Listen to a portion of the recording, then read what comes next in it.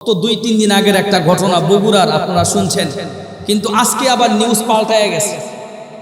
মা সালমা খাতুন নামে একটা মহিলা, এই মহিলাকে প্রথম সংবাদ ছড়ানো হইল তার ছেলে সাদ কোবাইয়া রান্না করার সময়, কোটাকাটি করার সময় ছেলে মারে কোবাইয়া মারছে। এরপরে আবার মারের ডিপ ফ্রিজের মধ্যে ভইরা ছেলেই নাকি নাটক করছে। নাটক করে ছেলে চিৎকার করছে, কান্নাকাটি করছে যে মায় কই গেল, কি হইল না হইল, এরকম কান্নাকাটি। কিন্তু পরবর্তীতে আজকে যে খবর নিউজ বের হইল যে এই ছেলে মাকে মারে নাই। বলেন আলহামদুলিল্লাহ। সন্তান কখনো তার মাকে মারতে পারে না। জোরে বলেন কথা ঠিক কি ঠিক না? তবে মারে ওই সমস্ত সন্তানরা, যেই সমস্ত সন্তান অ্যাডিকটিভ হয়, যেই সমস্ত সন্তানগুলো নেশাখোর হয়, যেই সমস্ত সন্তানগুলো কখনো পিতামাতার বাধ্যগত সন্তান হয় না, ওই সমস্ত সন্তানগুলো বাবার চোখের দিকে চোখ রাঙাইয়া কথা বলে, ওই সমস্ত সন্তানগুলো নেশার টাকার জন্য, গাঁজার টাকার জন্য, ইয়াবার টাকার জন্য দেখা যায় মায়ের গায়ের মধ্যে হাত তুলে মাকে মেরে ফেলে। ওই সমস্ত সন্তানরা যারা পিতামাতার বাধ্যগত সন্তান হতে পারে না, সমাজে কথা বলেন ঠিক কি ঠিক না?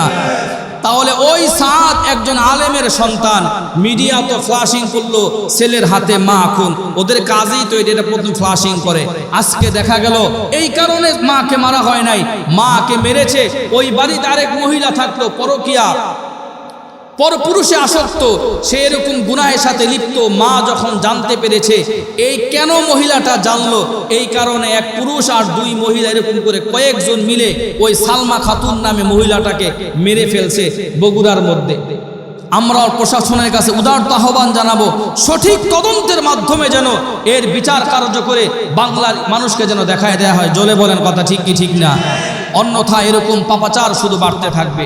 আমি বলছিলাম 4 নম্বরে গুনাহ, 2টা অপরাধ যখন বেড়ে যায়, একটা হলো জিনার অপরাধ, আরেকটা হলো ঘুষের অপরাধ। আত-তারগীব ওয়াত-তারহীব 3 নম্বর খণ্ড 69 নম্বর পৃষ্ঠার মধ্যে আসছে। রাসূল বলেন, قال رسول الله صلى الله عليه وسلم إذا ظهرت الزنا والربا في قرية قد أحلوا بأنفسهم عذاب الله। আল্লাহ পাক রব্বুল আলামিনের নবী বলেন, যখন কোন সমাজের মধ্যে 2টা গুনাহ বেড়ে যাবে, ইদা যহরাতিজ জিনা, যখন কোন এলাকার মধ্যে জিনা বেড়ে যাবে, পাপাচার বেড়ে যাবে, যখন কোন এলাকার মধ্যে লিভ টুগেদার বেড়ে যাবে, যখন কোন এলাকার মধ্যে পরকীয়া প্রেম যখন বেড়ে যাবে, ইদা যহরাতিজ জিনা ওয়ার রিবা, এবং যখন কোন এলাকার মধ্যে সুদী কারবার যখন বেড়ে যাবে, আশা সমিতি থেকে, ব্রাক সমিতি থেকে, এই যে দেখেন না আইপিএল খেলার সময় দোকানের মধ্যে বৈশা যুবক ছেলেপিলুগুলো বলে এখন বল 6 হবে না 4 হবে, এই যেরকম করে করে বাজি ধরে আর সুদের মধ্যে টাকা লাগায়। আল্লাহ নবী সাল্লাল্লাহু আলাইহি ওয়াসাল্লাম বলেন, ইযা যাহারাতিজ জিনা ওয়ার রিবা ফি ক্বরিয়াতিন, যখন কোন এলাকার মধ্যে 2টা গুনাহ যখন বেড়ে যাবে, সুদ বেড়ে যাবে এবং জিনা ব্যভিচার বেড়ে যাবে, قد أحلوا بأنفسهم عذاب الله, এই এলাকার মানুষগুলো যেন তার এলাকার মধ্যে আযাবকে তারা বৈধ করে নেয়। এই এলাকার মধ্যে আল্লাহ তাআলা আযাব দিতে চায় না। আযাব হওয়ার একমাত্র কারণ হলো সুদখোর এবং ঘুষখোরেরা এবং জিনাখোরেরা। তাহলে কি আমরা তাদেরকে এলাকা থেকে বের করে দিব? না না না, এই সমস্ত মানুষদেরকে বুঝাইতে হবে, ভাই তুমি জিনা ছেড়ে দাও, তুমি সুদী কারবারগুলো ছেড়ে দাও, তোমাদের কারণে যেহেতু এলাকার মধ্যে আযাব গজব একটা একটা করে আসতে থাকে, তোমরা এই এলাকা ছেড়ে অন্য এলাকার মধ্যে চলে যাও, তারপরও তোমরা গুনাহ কইরা এলাকার মানুষের উপর আযাব গজব তোমরা বৈধ করে দিও না। চিৎকার দিয়ে বলেন কথা ঠিক কি ঠিক না?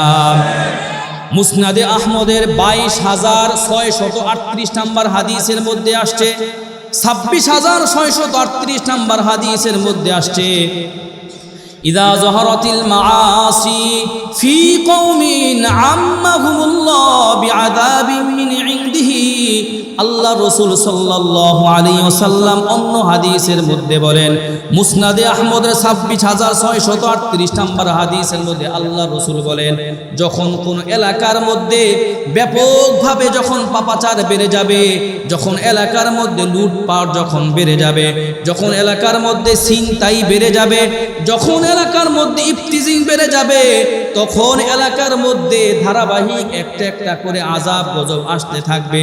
ইযা যহারাতিল মাআসি ফি কওমিন আম্মাহুমুল্লাহু বিআযাবিন মিন ইনদিহি, তখন আল্লাহ পাক রব্বুল আলামিনের পক্ষ থেকে আযাব গজবগুলো আসতে থাকবে। আল্লাহ রাসূলকে সাহাবায়ে কেরাম প্রশ্ন করলেন, আমা ফীহিম সালিহুনা ইয়া রাসূলুল্লাহ, ওগো আল্লাহর রাসূল, এলাকার মধ্যে কি কোনো ভালো মানুষ নাই? তাদের মধ্যে কি কোনো ভালো মানুষ থাকে না?